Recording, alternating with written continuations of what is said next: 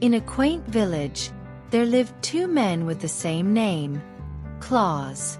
However, they were distinguished by their nicknames, Big Claus and Little Claus. Big Claus was a wealthy farmer, boasting about his 4 strong horses that plowed his fields. Little Claus, on the other hand, was a poor farmer with just 1 horse, which he borrowed from Big Claus once a week to work his land. On Sundays, Little Claus was allowed to borrow the 4 horses from Big Claus. He felt proud as he worked his fields, dreaming of a better life. But when the week ended, he had to return the horses and rely on his single steed.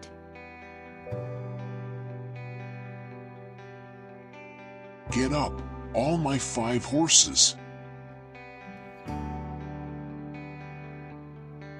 Little Claus would cheerfully shout this every Sunday. However, Big Claus did not appreciate the jest and warned Little Claus to stop pretending he owned 5 horses. If you say that again, I will kill your horse. But Little Claus couldn't help himself. The next Sunday, he shouted once more, and true to his word, Big Claus killed Little Claus's horse in a fit of rage.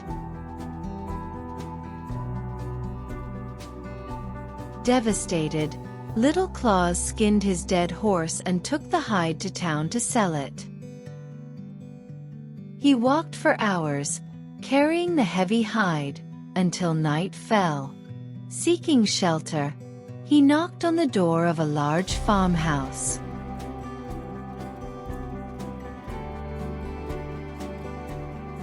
An old woman answered, and Little Claus was invited in. Unbeknownst to him, she was harboring a parson who had come to visit her husband. She hid the parson in a large cupboard when her husband came home. Where can I hang my horsehide to dry? The old woman directed him to the cupboard. As Little Claus opened it, he saw the parson hiding and realized he could use this situation to his advantage. Oh, what a large cupboard for a horsehide!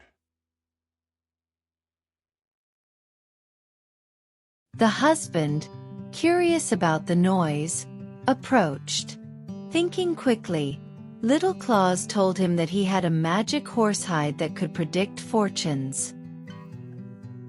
He demonstrated this by speaking to the cupboard, pretending the parson's responses were the hide's predictions. Amazed, the farmer offered Little Claus a bushel of gold coins in exchange for the hide. Little Claus happily accepted and set off for home, now a rich man. When Big Claus heard about Little Claus's newfound wealth, he was envious. He demanded to know how Little Claus had acquired so much money. Little Claus spun a tale about selling his horse's hide for its magical properties.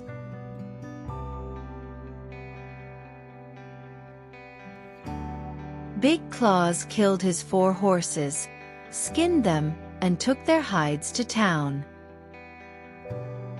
He was furious when no one wanted to buy them. Realizing he had been tricked, Big Claus sought revenge on Little Claus.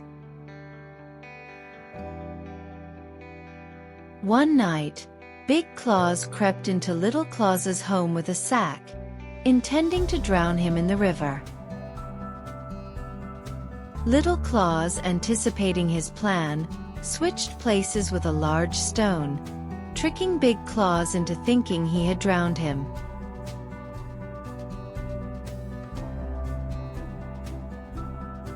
Little Claus then ran home, arriving before Big Claus. When Big Claus saw him alive, he was bewildered.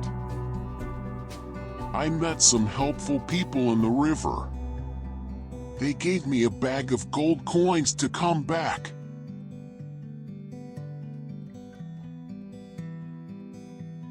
Determined to get his own bag of gold, Big Claus jumped into the river with a sack, hoping for the same fortune. But unlike Little Claus, he found no such luck and was never seen again.